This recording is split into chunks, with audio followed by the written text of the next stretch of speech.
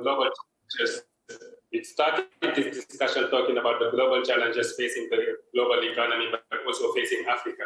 And now we are talking about all of those opportunities that Africa has to offer, about the free trade area, the natural resources that you talked about. I could also talk about the growing middle class, which the African Development Bank estimated it has tripled between 1980 and 2010. So all of that actually show that Africa actually has a lot to leverage on. But for that to happen, I think the global financial system has to be ready to support Africa, but also other regions that are in similar situation. And for that, the multilateral development bank has a big role to play, particularly the World Bank. And I think the recent report that was commissioned by the G20, which actually required the multilateral development bank in general to increase their capacity to mobilize more private capital, should be actually given the right follow-up, so that I guess Africa and other developing countries in general and emerging market economies can benefit a lot from their lending capacity. Plenty of moving parts to this issue. Gentlemen, thank you so much for your time, your insights and your passion. Thanks to our guests, Daouda Semben, Abdel Malik Alawi and Pierre Tancho. Thank you too for watching at home. You can see the program again anytime by visiting our website, aljazeera.com. And for further discussion, go to our Facebook page. That's facebook.com/AJ Inside Story. You can also join the conversation on Twitter. Our handle is AJ Inside Story. From me, Emily Angwin, and the team here, bye for now.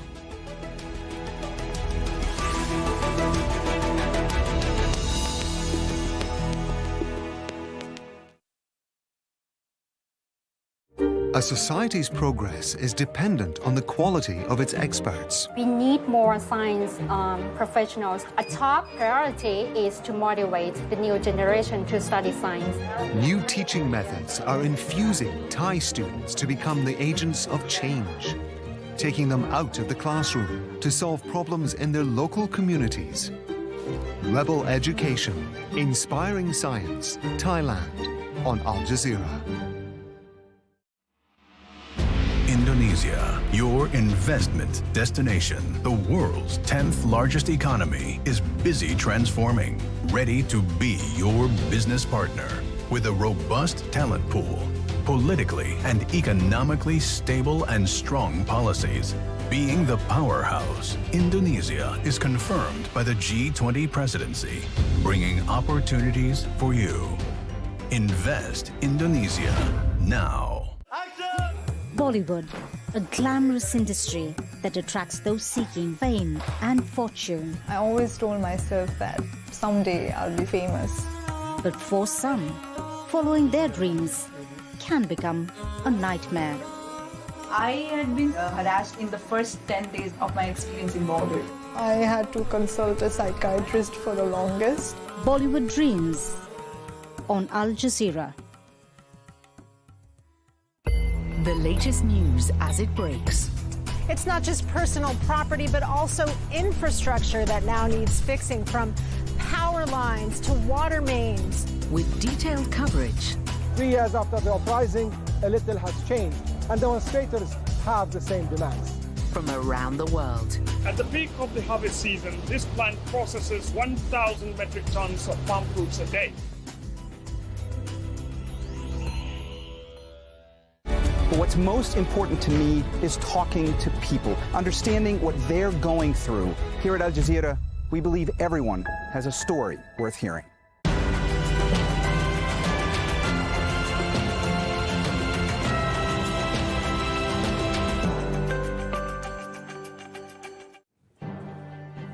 Russia admits the situation is tense for its troops in southern Ukraine as civilians are ordered to move from Kherson.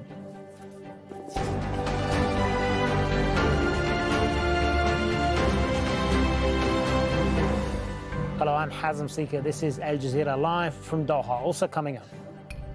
I'm Rob McBride in South Korea, where large-scale military exercises are underway as North Korea shows its displeasure with artillery shells.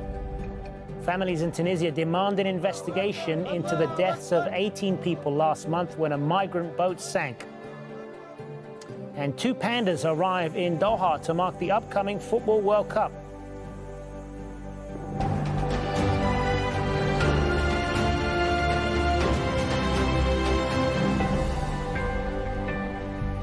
Russia has admitted it's under pressure from Ukrainian forces as they battle to retake areas in the southeast. Russian forces have faced a series of setbacks in recent weeks. In a rare admission, its new commander in Ukraine says the situation in Kherson is tense. Russia is preparing to evacuate some civilians from the region. The situation in the Kherson area is not simple.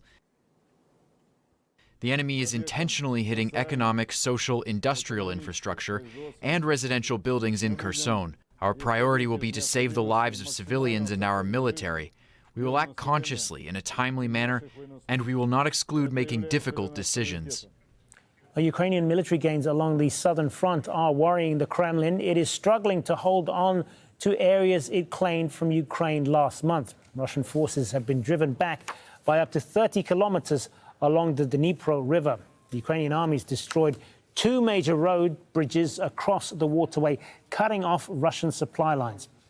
Kherson also controls the only land route to the Crimean Peninsula that Russia seized in 2014.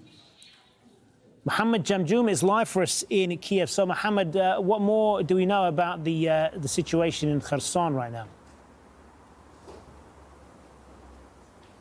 Well, Hazem, first and foremost, we should discuss the fact that this admission, this rare admission by the new commander of Russian forces in Ukraine, that the situation is difficult in Kherson, this is being taken here in Ukraine as an apparent concession that there is a great danger of Ukrainian forces making much further advances toward Kherson in the days ahead.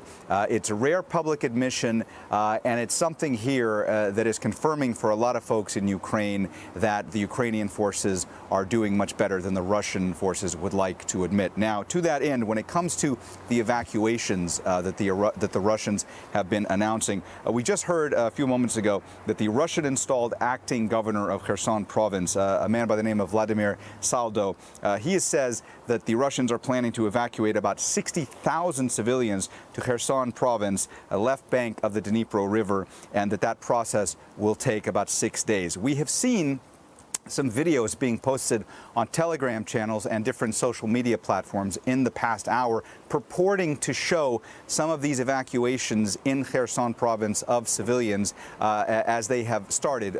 Many people are saying that they began around 7 a.m. local time today in Ukraine. The videos that we have seen purport to show hundreds of civilians waiting to get on those buses. Also, some news that just came in the past couple of moments from Ukrainian officials. Ukrainian forces have announced the destruction of 2 ammunition depots for Russian forces in the Kherson province. And I should also mention, Hazem, you know, there has been effectively a blackout when it comes to the movements of Ukrainian forces in the southern province in Kherson. Typically, that is something that the Ukrainian military command does when they are engaged in active counteroffensives. So it is expected that the Ukrainian military will continue to be quiet as far as the lines that they are holding and the advances that they may be making until they have something more substantial to say, potentially in the days ahead. Hazem? And Mohammed, we know that a number of Ukrainian power plants have been damaged by Russian attacks. How are those repair efforts going at the moment? Well, it's interesting, Hazem, because since October 10th, since the Monday before last, you have had increasingly critical infrastructure, power plants being targeted by missiles and drones throughout the country. Where we've been, first we were in Lviv several days ago in the west of the country, now we are in Kyiv. There have been strikes that have happened close by, and yet where we have been, there have been no power outages. But here in Kyiv, yesterday, you had 3 missile strikes against that hit these power stations and critical infrastructure sites in the Desnyansky district, which is just east of the capital. And you had power outages that happened there for several hours. Also, water was out for many of the residents. And yet, several hours later, it was back online. And that's kind of been the thing that we have seen throughout the course of the past week. Even though the infrastructure is getting damaged more and more, even though there is so much concern by Ukrainian officials that there could potentially be more blackouts and more outages, and even though they are urging citizens to consume less power, the fact is the repairs that have taken place have gotten power back up online relatively quickly to most of the affected areas. To that end, yesterday we spent several hours in Desnyansky district. We talked to residents of an apartment complex where the water had been where there was no water accessible and where there were power outages. They told us about how concerned they were about what may happen next. Here's our report. A barrage of missile strikes across Ukraine, hitting critical infrastructure. The second day the country's power grid has come under attack. Like at this plant in Dnipro, and this one in Zhytomyr. Ukrainian officials expect more attacks in the days ahead. The terrorist state Russia is making every effort to destroy the Ukrainian energy system. The main target is not only the peaceful Ukrainian civilians, but also critical infrastructure. In Kyiv's Desnyansky district, power facilities were hit by 3 missiles, leaving many areas in the dark. For residents of this apartment complex, concerns are growing. They have done the same again, last Monday and today. They attacked us again. And it wasn't just the electricity they worried about. Water wasn't flowing either. 63-year-old Valentina has lived in this neighborhood for 30 years, and she's upset. This time they hit the factory. As a conclusion, we have no electricity and no hot water, and children cannot study at home or at school. This is very painful for our children and grandchildren. For now, the residents wait, hoping utilities will come back online soon. Ukrainian officials say 30% of the country's power plants have been damaged by Russian shelling since October 10th and add that more blackouts are possible. They're urging citizens to limit their consumption of electricity, a critical warning as winter approaches and temperatures continue to drop. Mohammed Jamjoom, Al Jazeera, Kyiv. At least 8 people have reportedly been killed in an explosion at Myanmar's insane prison. The facility, located near the city of Yangon, is the country's most notorious jail. It's where thousands of political prisoners have been sent since last year's military coup. 3 prison staff and 5 visitors are thought to be among the dead. South Korea says Pyongyang has fired artillery shells into a buffer zone as tensions escalate on the Korean peninsula. The U.S. and South Korea are holding annual military exercises in the city of Yeoju. Earlier, around 250 shells were fired into South Korea's waters from North Korea. Rob McBride is in Yeoju with more on the escalation in the region. According to the North Koreans, this is a provocation. According to the South Koreans and their allies, it's because of these drills that they guarantee stability. It acts as a deterrent. It shows that the South and their allies are standing firm, and it's a guarantee of peace and stability on the Korean peninsula. But we've seen the North Koreans' reaction to this with the firing of artillery Tuesday through into a Wednesday morning and then again Wednesday daytime. And crucially, these shells, a lot of them falling in this buffer zone. It's a zone that runs along the maritime and land border. When it was agreed in 2018, when relations were a lot better than they are now, that military drills wouldn't be carried out there because it acts as a provocation. There is a chance of a miscalculation or a mistake that could lead to untold consequences.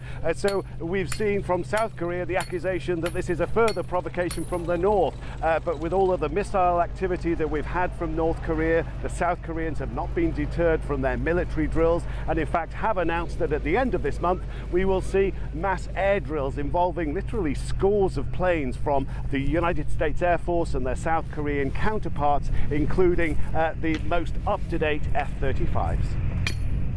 The leader of Hong Kong is planning to attract talent to return international expertise to the territory. John Lee's delivered his first major policy speech since taking office in July. He outlined his administration's priorities to revive an economy hit by extensive pandemic restrictions. Hong Kong is one of the most competitive economies in the world. It also serves as an important gateway, connecting the mainland with global markets. So we must be more proactive and aggressive in competing for enterprises and competing for global talent. We will launch the Top Talents Pass scheme to widely entice talents to pursue their careers in Hong Kong. Jessica Washington has more from Hong Kong.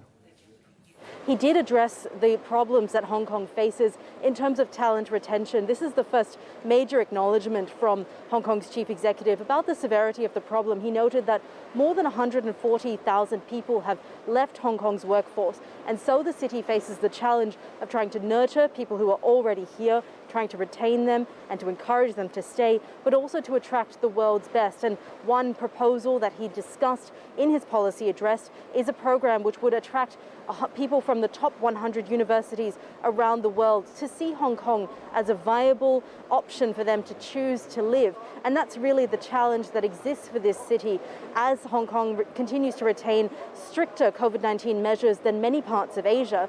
It is challenging to attract the top talent as Hong Kong would like to. Hong Kong has long portrayed itself as a global financial hub, as a thriving international city, as Asia's world city. What it now needs to do is work out how it can recuperate that reputation that has been rather damaged in recent years. Our demands for an investigation into the deaths of 18 Tunisians after a migrant boat sank last month has led to a general strike. Relatives are accusing authorities of not doing enough to repatriate the bodies. Victoria Gatenby reports.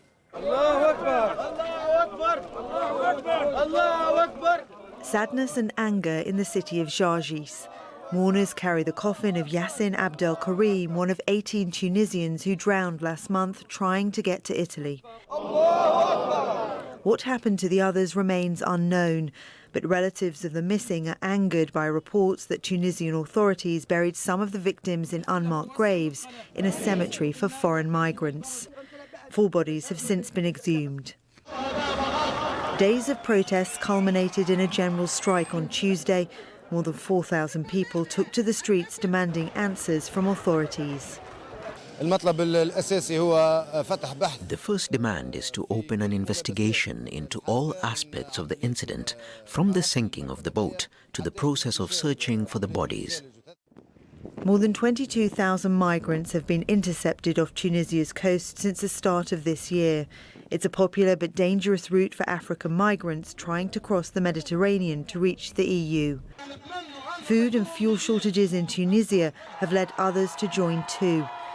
President Kais Saied has called for an investigation into what happened.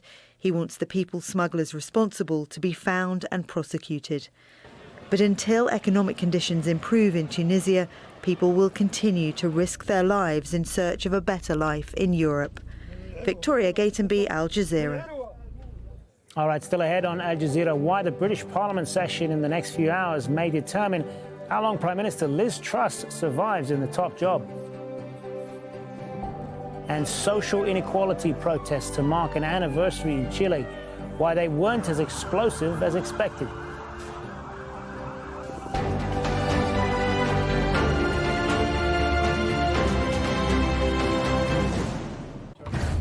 Anticipation is rising, and so is the atmosphere. Are you ready? The weather, sponsored by Qatar Airways. Hello there. There's a lot of warmth lingering around Europe at the moment, particularly around western areas. This was a scene in Bordeaux where they're enjoying what's being called an exceptional heat wave.